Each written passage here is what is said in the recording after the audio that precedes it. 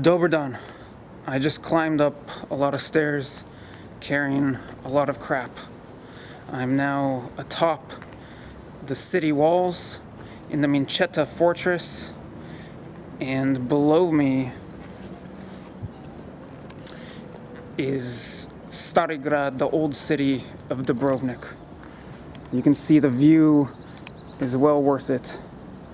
Here's the old city, and here's a look at the Adriatic. This city is known as the Pearl of the Adriatic. Here's a look at the fortress that is the highest point on the city walls. These walls are about 500 years old, and they are still standing despite multiple wars, and specifically a recent war. For about half of the last millennium, Dubrovnik was actually an independent state. It was the Republic of Ragusa, while other major cities and states in the Balkans fell under the control of various empires, particularly the Ottoman Empire.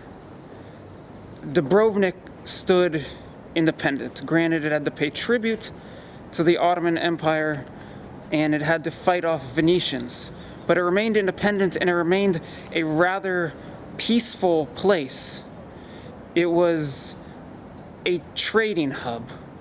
Because of its location here on the Adriatic, it was in between western and eastern sea trading routes, and the Republic of Ragusa managed to maintain quite a lot of peace and prosperity. But fast forward to the Yugoslav times. Dubrovnik was designated as a UNESCO World Heritage Site. For that matter, the old city here, Stari Grad, was designated as a UNESCO World Heritage Site in 1979. And in the lead up to that World Heritage designation, Dubrovnik was demilitarized. The intent was to make sure that war would not break out here and to have a peaceful World Heritage Site. But just 12 years later, in 1991, after Croatia declared independence from Yugoslavia, war broke out here, and it was the worst war that this city has seen. About 60% of the buildings in the old city were severely damaged. And you can actually tell that just from looking at this picture. If you take a close look, you'll see that the tiles of the roofs show patterns. There are a bunch that have this brand new looking orange tile, and there are others that have a faded brownish look.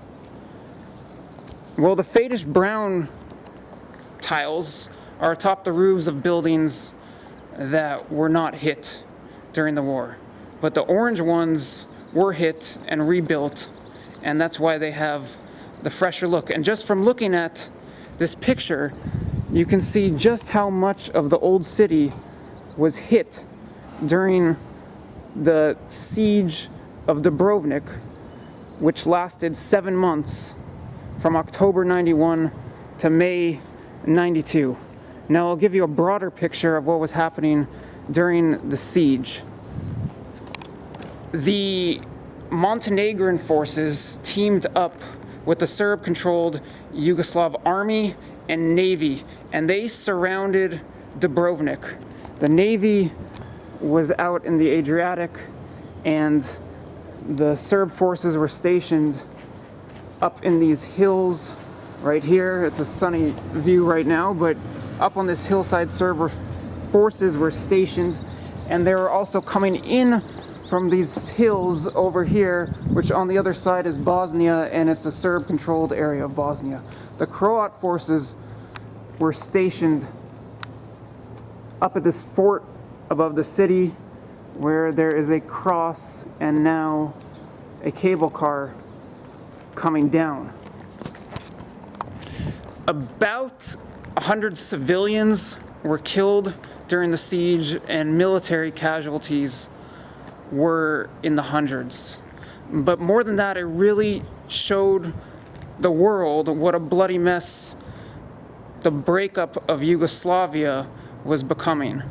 When this UNESCO World Heritage Site came under shelling, it was the time that the world really got the picture of of how bloody the 90s were going to be in this region of the world.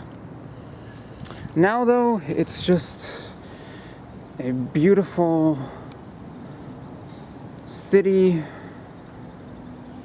with history in it and all around it, and it provides this lovely view of the Adriatic, and it is usually mobbed with tourists, and that's why I am shooting this video early in the morning.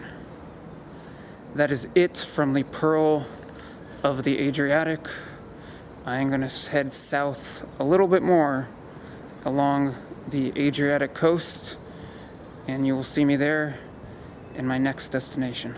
Ciao.